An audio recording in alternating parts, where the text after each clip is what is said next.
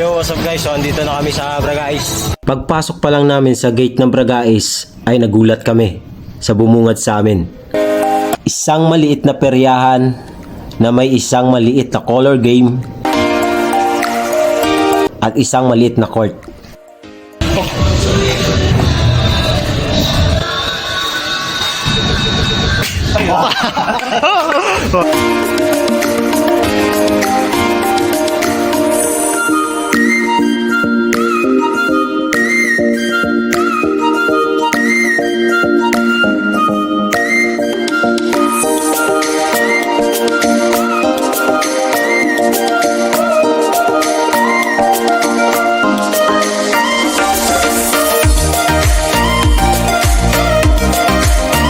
At hindi lang yan, dahil bukod sa mga palaro ay meron din ditong namimigay ng mga street foods kagaya ng kwek-kwek, fishball at iba pa. Pagkatapos nga naming mag food trip sa baba ay umakyat na kami sa taas kung saan ang waiting area para sa alam nyo na.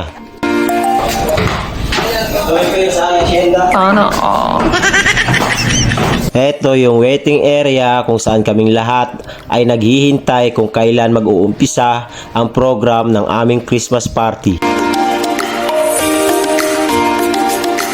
At makalipas nga ang ilang minutong kulitan at paghihintay ay sa wakas. Yo, what's up guys? So, andito tayo ngayon sa Scout Romeo dito sa Quezon City kung saan ginaganap ang Christmas party ng Bragais. So tara, samahan nyo ko at tukayin natin ang mga kaganapan sa loob. Let's go! Pagpasok mo pa lang sa entrance ng venue ay ramdam mo na ang diwa ng Pasko.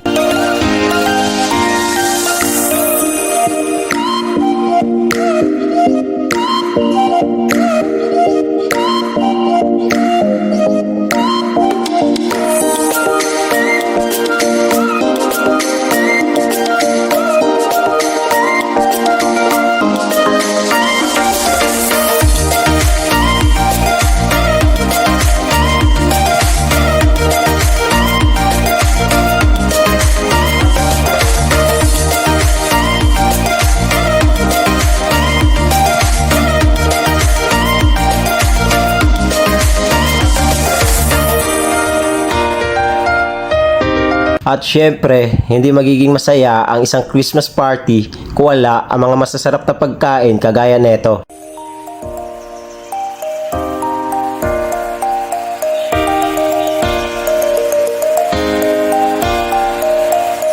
Lalo na ang lechong baboy.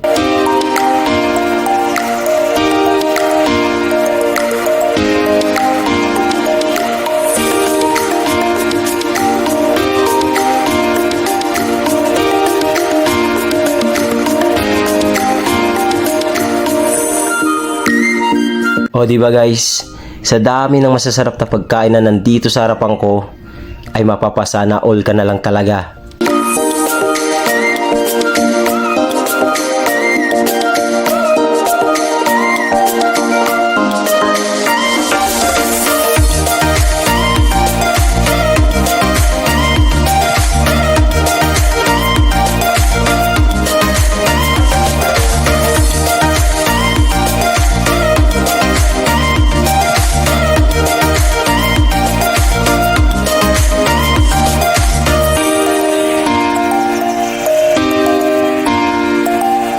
O diba? Catering pa lang, pang-class na. Makalipas nga ang ilang minutong paghihintay, ay sa wakas, dumating din ang hinihintay ng lahat.